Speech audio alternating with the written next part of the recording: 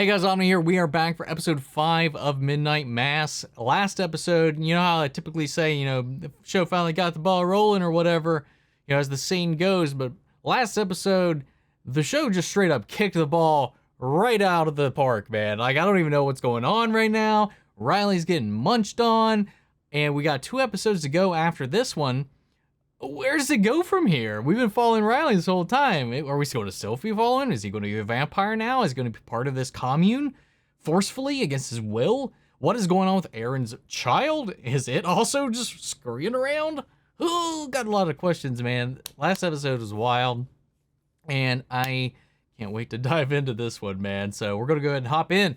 So guys, if you're part of the 67% of people that are watching the channel, you're not yet subscribed, and maybe you're tuning in for the very first time here today, I really hope if you enjoyed this reaction, maybe you'll stick around, hit that subscribe button, maybe even a little like. I really appreciate it. If you want to see the full-length reaction of this episode and watch along format, you can check that out over on Patreon, or if you become a member of the channel, it gets you access as well. You also get access to the same thing for all the other episodes, as well as the same thing for all the other shows that we cover here on the channel, as well as a bunch of exclusive movie reactions where you guys actually get to help choose what gets added to that list every month. Got monthly Q&As, behind-the-scenes footage, try to make it worth your while since you guys are going out of your way to support the channel. But of course, I know not could do that, and a simple way you can help us out is just by liking, commenting, subscribing, sharing these videos, and helping us with that dreaded YouTube algorithm. Join my collective. Anyway, let's go ahead and hop into episode 5. Gospel. Here we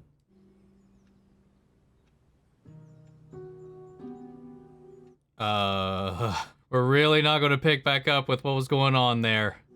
Bodes 2 nights well. in a row. We should talk to him. Rumor is he's been spending a lot of time with Miss Green. Well, good for him. So has he been gone consecutively 2 nights, or has he just been stepping out the past 2 nights, but stopping in? A late start this morning. Looks like it'll just be us. I mean, I don't know what I expected, man. I mean, he had a full-on vampire going to town on his neck. Wow, you look... Do you like it? I dug it out of that footlocker in the closet upstairs. Yeah, man, she just keeps getting younger and younger. In decades, but then again, neither have I. I think it fits pretty well, don't you think? She's so confused. I work 2 jobs, mainland jobs, and still that don't provide enough for his sisters, which is why he does what he does. It's gotta come Oh, from somewhere, and he puts food on the table. with his the drug dealer that's missing. I'm not judging Joni. I only said it's not unheard of. His name is Bill. My so-called friends called him Bowl when he started selling the weed. The weed. Well, then I don't know why you all keep lining up at church making a big show of how pious you are, because you sure as shit ain't Christians. Ma'am, I'm not Christian. Wait, you're saying every night? No morning masses at all? Only nighttime. Is there no morning mass today? Wow, look at you. Oh my god. I was gunning like so. Ned Flanders isn't even wearing his glasses right now. Was he here? No. No, he's not. To be honest, I thought he was with you. Joe? All right, we got 3 people missing. Are we just gonna shift perspectives? That'd be crazy. All right, his state of mind is important. We talked about what happens when you die. They do say that sometimes, yeah. They're both so good.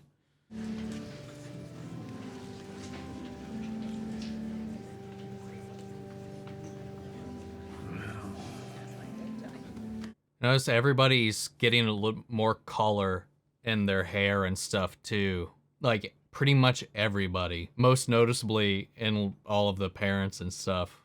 So, as a congregation, as God's army, how do we know how the fight is going? We can't see it. We can't radio HQ. All God gives us is right here. How we feel. You may think that that's a line from a war movie, but it isn't. It's... And there will be casualties. God will ask horrible things of you. Just look at what Jesus had to endure today. We have to call it the new covenant because God's will, while perfect, changes. It changed with the new covenant. It changed when Jesus came. Listen only to that. You rely on that compass. What is otherwise horrible is good because of where it's headed. Welcome to God's army. You know, we're gonna do great things. That got... that went a wild direction I wasn't expecting. I was like, all right. I can't... Mom, stop. I don't want you going back there ever again. That is not my church. That is not the man I knew. Interesting. I didn't expect that turn from her. Everybody else is eating it up. Oh, thank God. Wait, maybe. Sorry. Don't do that. Where were you? Where were you? Just let him go.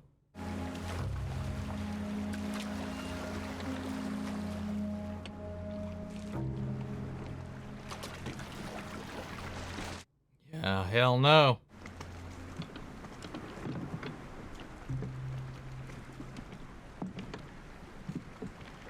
That is gorgeous, though.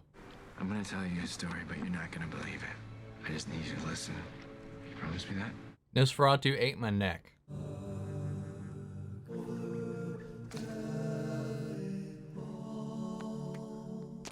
Oh! Hey, you're okay. You're okay. Ooh, the reflection in his eyes.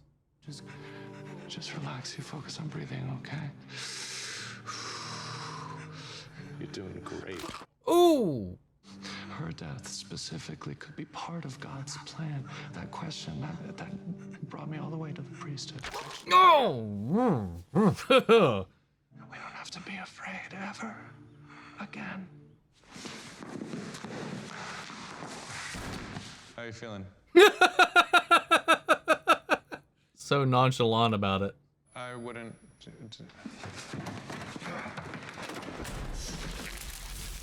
Ooh. I can explain, but I can give it a good try. The important thing is not to go outside right now. Give your skin a chance to heal. We're having the meeting. Lord, grant me the serenity to accept the things I cannot change, the courage to change the things I can, and the wisdom. Amen. That's true. He worked through me, and Joe Colley was called home. Killed him. It's not as simple as that. No, you fucking killed him. You and that thing. Yeah. It's done and cannot be undone, just like what's happened to you cannot be undone. These are two things that cannot be changed. Gosh, man. What happened to me? Riley? What was that? What is with just Compass that he was preaching about? His is so fucked up right now, man. Oh, good. He's up. Oh, God. Well, you weren't exactly pink in the cheeks yourself, Monsignor. Not at first. The thing is, man, I just wanted to see. no matter what, I trust this for me. But I don't see how you just like, Let me go. I just want to go home. I just want to fucking... You feel that, right? There it is. All right, a little closer. I guess he can't really control it, but the way he just justifying it is just scary, man. I got it. Okay. Oh, wow. Oh, the shimmer in his eye. Oh, dude. Riley, I'm pleased to see you up and around. Hey. It's powerful stuff. I mean, you were aware of yourself as you lunged at her. I don't know. As if your body were acting under some other will. It was. It will again. And this is the thing. This is where... It's called instinct, sir. I died on the floor and then I was resurrected, but I was scared and confused. See, also I'm kind of confused about that whole situation back at his home versus when he was munched on in the desert. I watched myself do it with my own hands, and I have no guilt. None. I have been spared all of that. How does that make you feel? Disgusted. How does it make you feel? Angry. Nope. How does that make you feel? Fucking angry. No! Today is critical for us, and I am finished. Complete honesty. How does it make you feel? Jealous. Damn. Oh. God's changed you already. Now it's just on you to have courage. Okay? Gosh, the delusion, man. Oh, my Lord. Just the justification, the leaps and bounds, the twisting of words and narrative. It's way too relevant right now, You're man. an angel in the Bible. But they are frightened. Mary was afraid. You know, the devil does this too, man. Demons do this too, man. It's all in there too. God damn it, man. We are here for you, for just as the body is one and has many members, and all of the members of the body, though many are one, so is it with Christ. They're just draining Sturge, man. You ask, the fifth bowl of God's wrath plunges the world into darkness, which won't be an issue for you. Why, it is almost as if he is preparing you for that. Jeez. Blessed among men smirking when I say God's will. I'm frustrated. No. Don't be obtuse. They think you should be made to stay here, but I think no. I think free will. That's the ball game. I hope you come to Mass tonight, please. Maybe just for another night or two. Son. Man, she's so, like, bothered by this and jealous and envious and...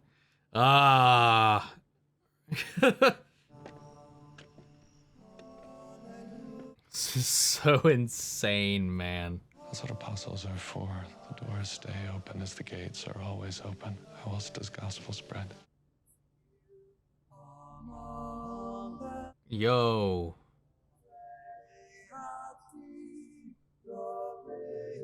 It's so eerie looking.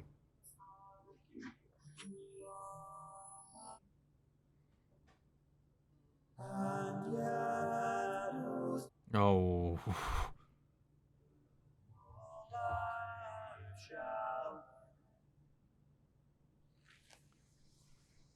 Is that why he brought her out to the boat? Oh, no. Yo, whoa. I brought you out here so I'd have nowhere to go. I'm not as strong as you. I never was. The sunrise, his dream. I want you to take this boat and row to the mainland and leave this place and never look back. But I knew you wouldn't do that. I knew you wouldn't believe any of this unless you saw. But I believe you're gonna row back there and do everything you can to try and save them. I'm just so sorry you have to see this. I love you, Aaron Green. I love you my whole life, one way or another. This is insane. Did my best.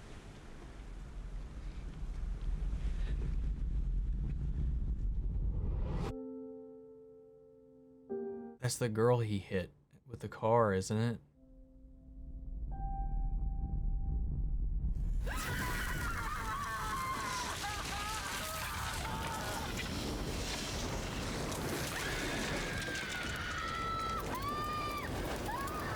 My God. Oh, wow. We're really going to just let the screams continue on into the credits. Oh, God. Oh, my Lord, dude. That episode was wild. I think I say that so often now. Holy shit. Like I said, like, my moral compass and all that stuff, you know, it was formed, you know, through a lot of this stuff, but like I do feel like a lot of it does get twisted and misused and mislabeled, and I think that's exactly what this show is kind of diving into. Like, I trust myself more than I trust a book. I trust myself more than I trust other people to know the difference between what is right or wrong and how I feel about what is right or wrong. And it's taken me on my own path, and that's kind of how I feel about it at the end of the day. So I like a lot of like what he was saying in that first sermon. I was like, yeah, okay, yeah, yes, nope, wait, nope, no, wait, hold on. I see what you're getting at, but I don't know. It's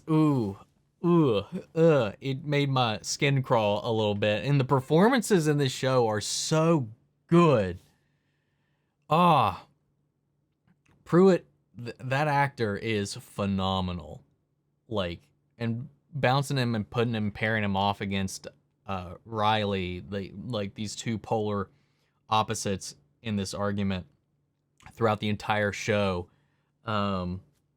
It's been brilliant watching them back and forth, especially now with what happened. What Riley's, well, very, very temporarily had to go through after being munched on and being brought into this with everybody else. And just shows the strength of his character to just own it and to not go down this road. You know, his conscience could not in good faith let him move forward with what was going on, while everybody else around him seems to be just finding any and every excuse to justify their actions. And I like how they're kind of tackling that. And what I think is so funny and also very true and can be said about a lot of things, and this is going to be definitely getting into the weeds a little bit because you can't really avoid it with this show. It surprises me, but at the same time it doesn't, that this temptation, this creature, this angel that he has found, this vampire, this demon, whatever you want to call it, that he stumbled across is offering these things, these gifts, and this promise, this spread, and it's very apparent throughout the Bible as well, that demons, that the devil can mask a miracle behind can sit behind good intentions, can mask their intentions, can fake a miracle to kind of sway you one way or the other. Like, this is like, and it's so obviously that to me. And I think so to Riley too. And it's just like, but at the same time, people are so taken. It's like the Force, the dark side. It's only dark if you use it for bad purposes or anything of the sort.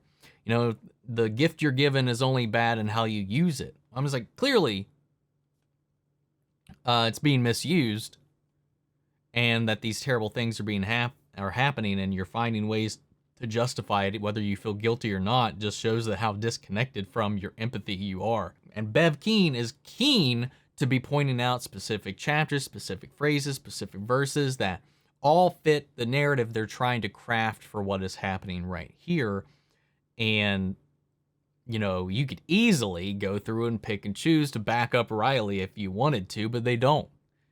Like, they're seeing this as their second coming. They're seeing this as something to them. They're seeing this in this selfish act, in this selfish way to get what they want, to get what they need out of this whole situation. Whether Pruitt believes it or not, I think he truly believes that he's blessed, gifted, chosen to bring these gifts, this immortality, this youth to others, while it just seems like so much like a monkey's paw situation. You're taking these gifts with these curses, this lust and this thirst for murder, for hunger, for eating upon your brother, your sister, your fellow man, to being hidden from the day, hidden from the sun, from the light itself. And then they could spin that just as well with all this stuff from Revelations, making the sun burn the flesh, and, living in darkness and all that stuff. It just goes to show just how far some people can go to justify tragedy, terror, evil itself. And I gotta say, Riley made no choice to live that way. And I gotta respect him for that, man. Like, hardcore, to go out like that. I was like, oh, don't do this to Aaron, man. Don't do it. I can't.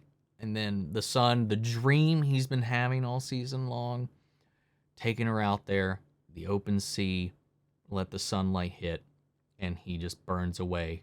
And he was right. She was like, oh, that's a cool story. She thinks he's suicidal. She thinks he's going through all these things because of what he's been through and all this stuff. And she has to see it. And he sacrifices himself, not only to protect the ones he loves. He easily was tempted to attack his family, to eat his brother, to eat his father, eat his mother, to feed upon them. And he's tempted there to do the same to her.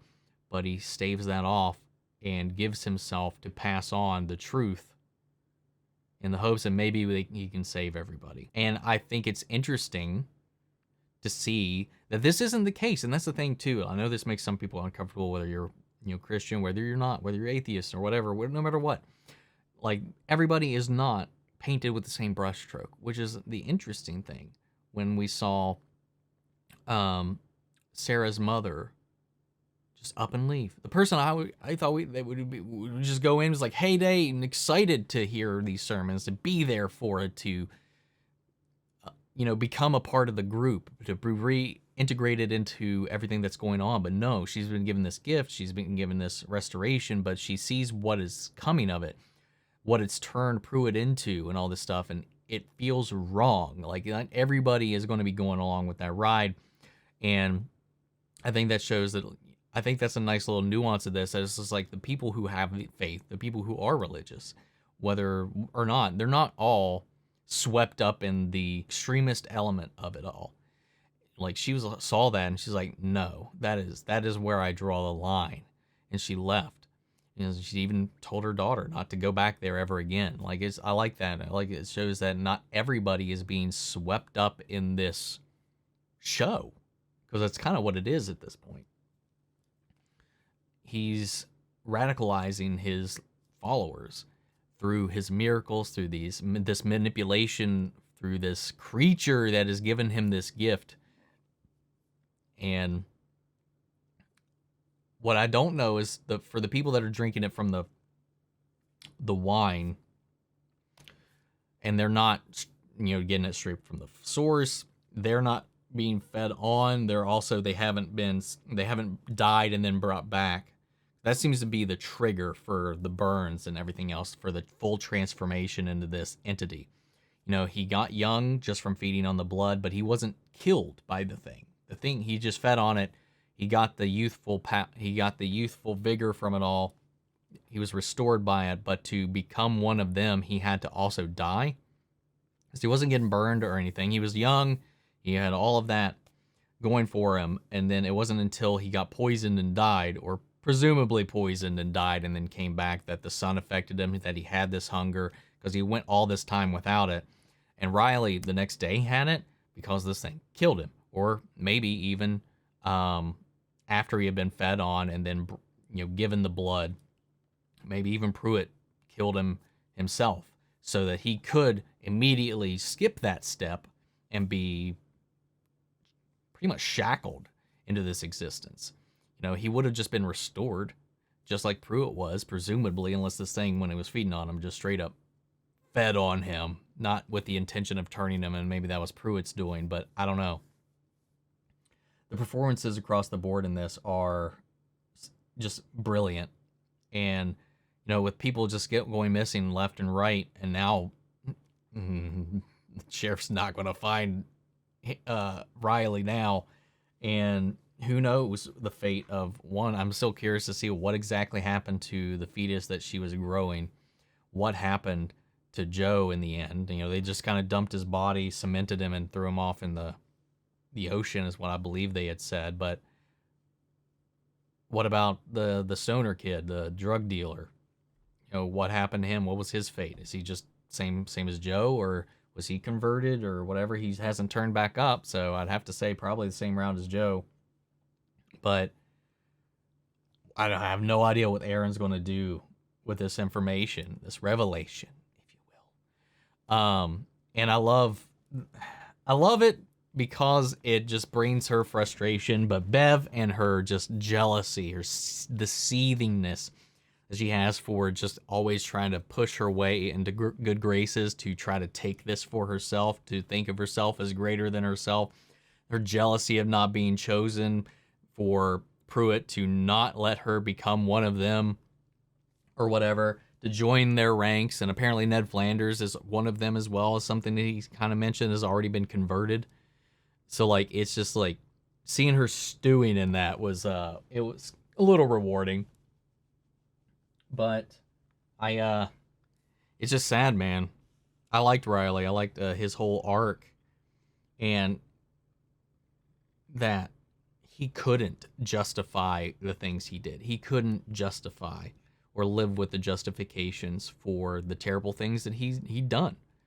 He couldn't just spin the words, with a wave of magic wand to make those things go away and make him feel bad. And he's like, whether it hurt him or not, he was jealous. That Pruitt can just turn that off with that. And I think that's where it shows the blind spot, where faith itself in a lot of ways can be blinding depending on just how you're looking at it. I don't know. I really like what this show does, because it's really nuanced. It's not black or white.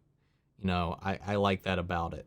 And it is riding a strong middle road. I mean, Aaron's got faith. I mean, Sarah's mother clearly has faith, but people are not jiving with what's happening at this church. So it just shows that not everybody can be painted with the same brushstroke.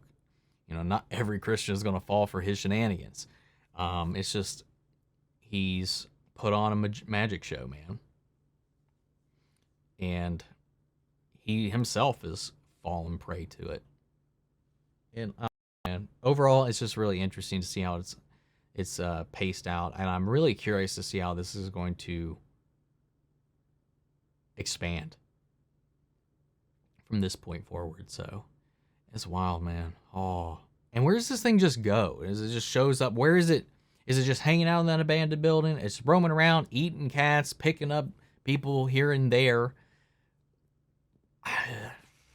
I'm so curious, man, how this show is going to go.